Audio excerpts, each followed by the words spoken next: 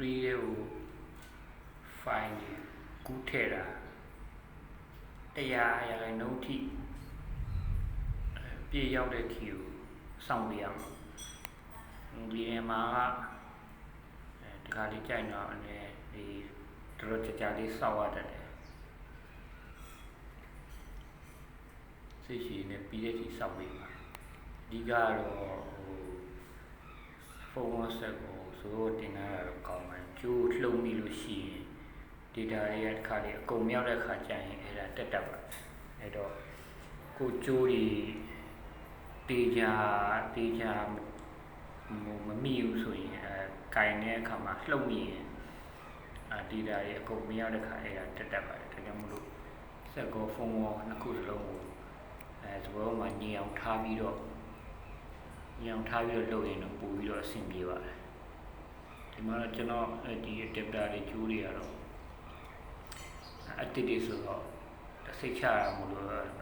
ဗီဒီယိုကိုင်းနေမှာမြင်အောင်လက်မှာကိုင်းပြီးပြရတာဖြစ်ပါတယ်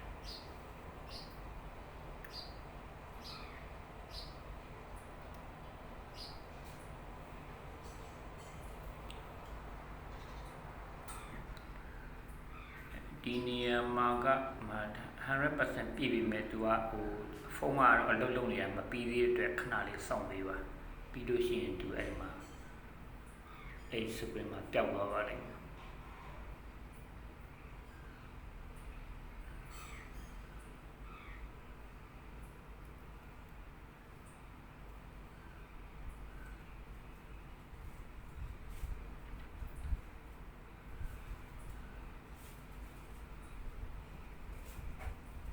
ဒီကနေ့ကျန်ဖုန်းပေါ်မှာလည်းမူတည်ပြီးနေကြတတ်ပါတယ်အခုတော့ဒါပြီးသွားပြီဒါဆိုရင် update ပြီးသွားပြီ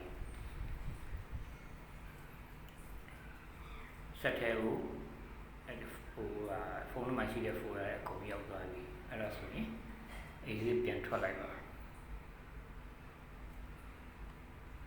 okay exit ထွက်ပြီးရင်အခုဆက်ချိတ်တာဖုန်းကနေပြန်ပြီးတော့ဖြုတ်ထုတ်ပေးရပါမယ်အဲ့ဒီမှာ eject ကိုနှိပ်ဖြုတ်ထုတ်ပါကျိုးဒီတိုင်းဆွဲမထုတ်ပါနဲ့eject ကိုနှိပ်ပြီးတော့ဖြုတ်ထုတ်လိုက်ဒါပေမဲ့ power ရှိသေးတယ်အဲ့ဒီအချိန်မှာဆက်ကို okay နှိပ်လိုက်ပါဒါဆိုရင် update မှုကနေပြီးတော့ခုနဆက်ပြန်ပြီးတော့software တင်နဲ့ပြန် run တာဖြစ်ပါ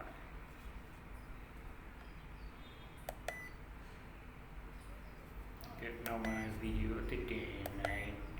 တွေ့အောင်လို့ကျွန်တော်ရဲ့ channel လေးကိုလည်း subscribe လုပ်ပေးတာပါ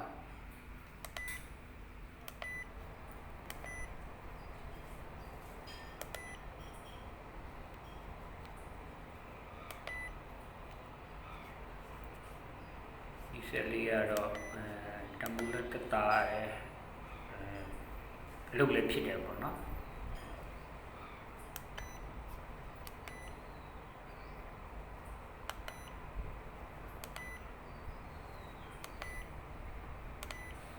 မိကျင်နာရှိရင်လည်း comment မှာမေးရနိုင်ပါတယ်ဟုတ်ကဲ့ကြည့်ရှုပေးတဲ့အတွက်အားလုံးကိုကျေးဇူးတင်ပါတယ်